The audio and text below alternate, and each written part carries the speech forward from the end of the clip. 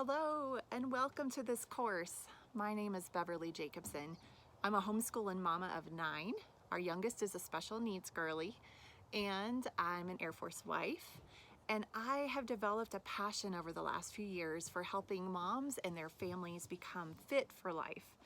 So I'm not sure what brought you here, whether it's a physical health concern or maybe mental or emotional or spiritual health, maybe a combination of some of those. But let me just say, I'm so excited you're here. I'm really thankful that you have made your health a priority, and I'm really excited to share some simple yet very effective ways that our big family has brought health and wellness tools into our house that we feel very comfortable using and very confident about. We feel empowered with some tools that have really been around since the dawn of time. So I'll tell you, it took me a while to get on the essential oil bandwagon. I honestly thought it was a fad, and I kind of resisted, honestly. But what made me take the plunge was that I was just sick and tired of my family being sick and tired all the time. It seemed like one kid would get sick and everybody would fall like dominoes. And then I'm a parent, I'm a mom of a big family, and I just felt drained, mentally and emotionally drained. And I'm sure you can relate. That's probably why you're here, right? So we took the plunge a few years ago.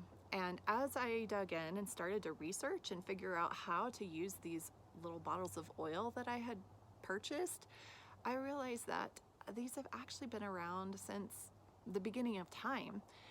We see them, in fact, I'd been studying about them in my Bible for years, and I didn't really realize that what I was reading about was what we would consider essential oils.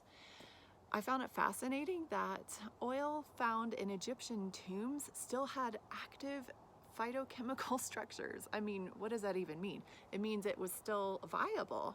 So if made properly and stored properly, your oils can actually become a long-term investment for your health. So anyway, I had heard of frankincense, obviously. Baby Jesus had frankincense and myrrh brought to him. I just thought it was some kind of ancient thing, but really I began to understand why essential oils were even more valuable than gold.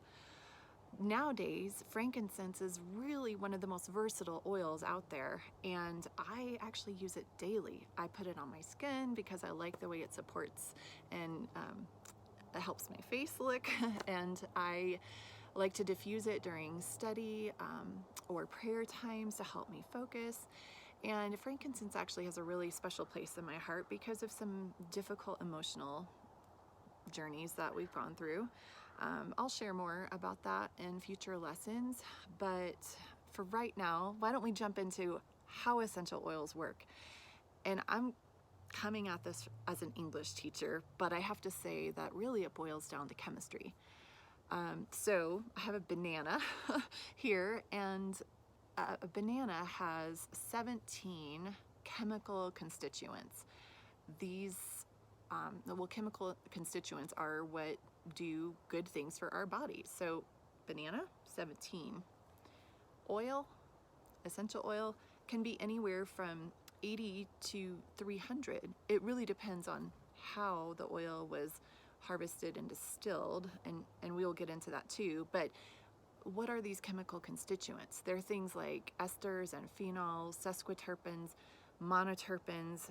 I couldn't have even pronounced those some years ago, but these constituents have important roles in our bodies. They cleanse our cells, they detoxify our cells, and they help reset the information, literally changing us from the inside out.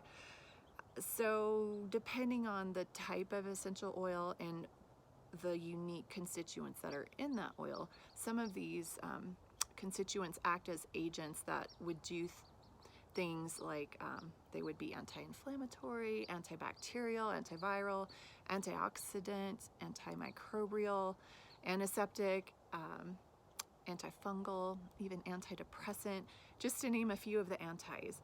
They can do other things like elevate our moods, help regulate our hormones, or balance our hormones, relax our muscles, and stimulate our immune system. Just a few of the ways that the oils can act on our bodies. So here's the thing. You need to know that the quality and the potency of an essential oil really depends on how many of these chemical constituents are found in the essential oil after that harvesting and distillation process. And to be honest, I didn't realize this, but most of the oils on the market are missing these key chemical constituents. So there's a lot involved in the whole process, and we'll get into that a little bit in a later lesson. I am going to try to keep these sessions brief because I know we're all busy. But I want to thank you for your time and thank you for coming along with me for a few minutes. Stay tuned for more information to come. I'm Beverly Jacobson, and I will look forward to seeing you back here next time.